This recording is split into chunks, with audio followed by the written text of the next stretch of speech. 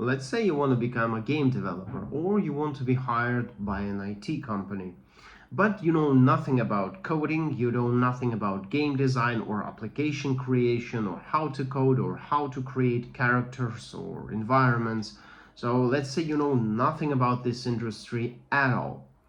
Well, let's see if my experience helps you at all, because I can relate. I knew nothing about coding or game design or character creation or anything like that before I started this journey. The major problem is I want to make a game, but I don't know how. Solution. Well, it's actually quite simple. It's really not hard at all. The beginning is really enjoyable and really easy. First of all, you begin by downloading a game engine. You might choose from Unreal Engine, Unity, or Godot engine. Just to name a few, I chose Unity simply because there are a lot of tutorials on YouTube and a lot of help can be found on forums. So it's quite there is a lot of people doing this on Unity, so there is a lot of help. Especially it's important in the beginning. Second of all, start with 2D projects, not 3D ones, because there is a ton of 3D in 3D projects. It's harder, and for the beginner it's quite a repulsive, more scary thing. So 2D is much more attainable in the beginning. Third thing, you want to start with a thing that you want to do.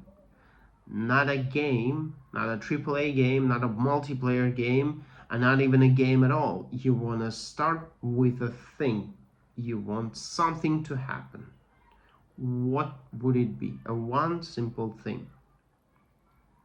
Next thing, use sprites and images, because it's really helpful to visualize things. It really boosts your creativity, and you feel something being accomplished, not two blocks moving, but two sprites of characters moving even.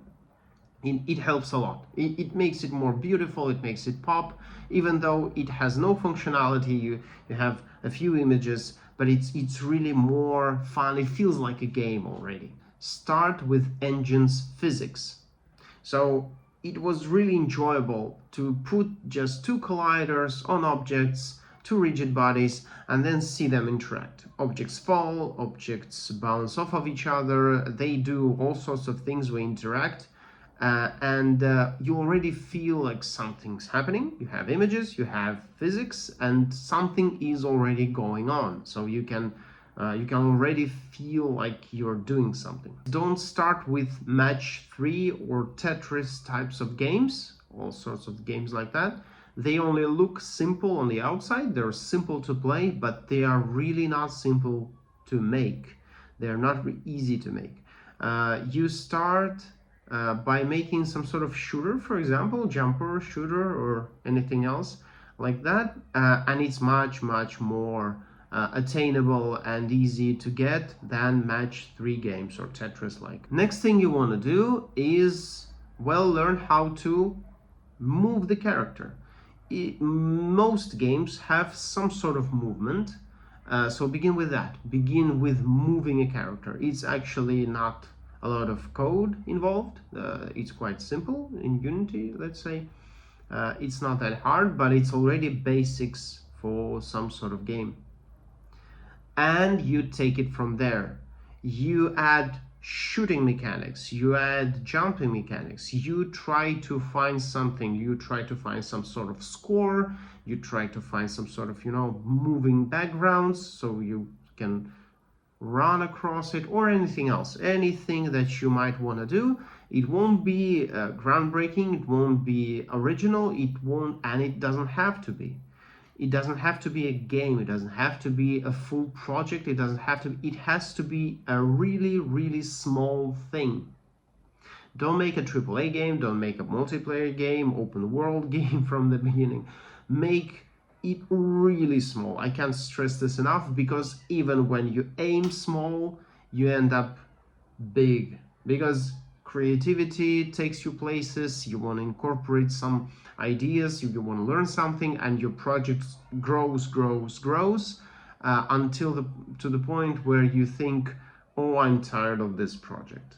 And it kind of kills your creativity, so you want to keep it fresh, especially in the beginning, and you can do it by keeping it small, by trying to keep it a really like low-key thing. Try to make a pretty simple thing, but complete one. Just try to complete, because I have a lot of prototypes that I started, and it's prototypes until I try to complete the game, and it took me a lot more time than I thought, even by having a simple concept and premise.